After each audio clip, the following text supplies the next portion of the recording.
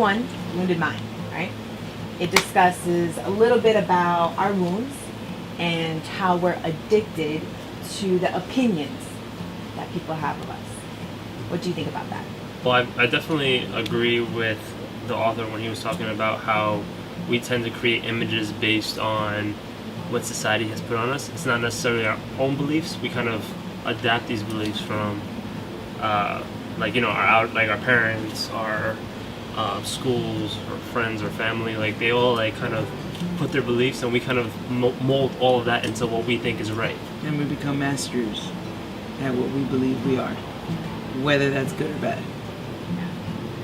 And that's what the author was kind of portraying in the chapter. Yeah. Yeah. Okay. Yeah. We're wounded.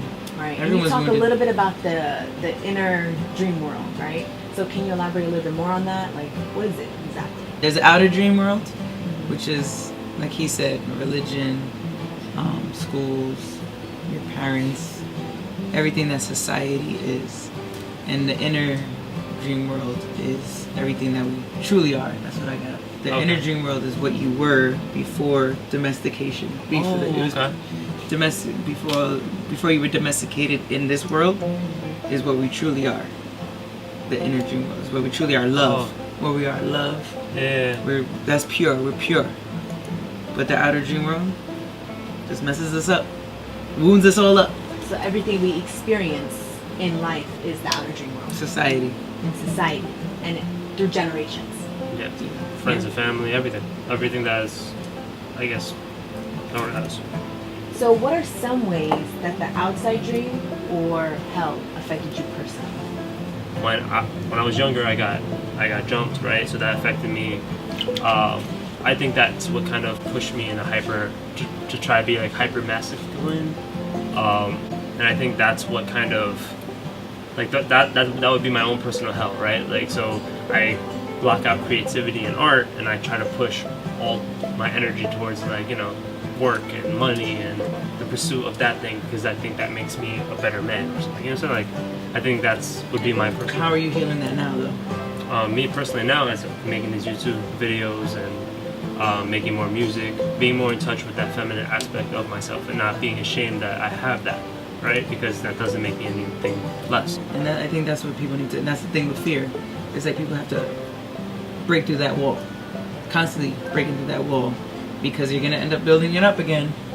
Because the opinions of other people, it's gonna get in your head. So what do you think? How can you break down those walls? I think there's many ways. There's a lot of ways to break down those walls. What You do you gotta think find your way. Yeah. So what would be one of your ways? Well, me personally, I think art or like some type of outlet, whether it be the gym or whether it be like, it has to be an outlet. So like you channel that energy into that rather than like being at effect. Instead of being at reaction, you're anticipating that this is going to happen. I'm just going to deal with it in this way. So right? everybody's different. They should just find out what it is Yeah, specifically. like, so like for example, if I make a song about a situation that's happening to me, I feel like I am releasing that, right? And it's no longer, that wound is no longer there, or it's like it's covered, right? Because like you're breaking down that wall. Yeah, I'm breaking it down. Yeah, so like I take the power out of that situation, and I kind of put the power into the music, and then when I hear it, it's like it's gone, it's already out of me. Yeah, and that's good. That's a good point though, because he said power. It's like everybody has the power. You have the power to control where you're gonna go. All right, if you want to play victim to all your circumstances, to all your wounds, then that's all you're gonna get. Your result is gonna be the wound, right? You're gonna try fixing the problem with the problem, and you're just gonna keep getting the problem, right? So, I think for that, it's just be and find your outlet. And we all have different walls and barriers. So when we all read this chapter, we all have different viewpoints of it. So specifically for you guys, what is the most important part that you took from this chapter? The most important part. You're the master. You're the master of yourself, your personalities, how you view yourself, and your reactions. So you have that power to be able to heal yourself and have a better outcome, a more positive outcome. It's in you. Person. Power is you.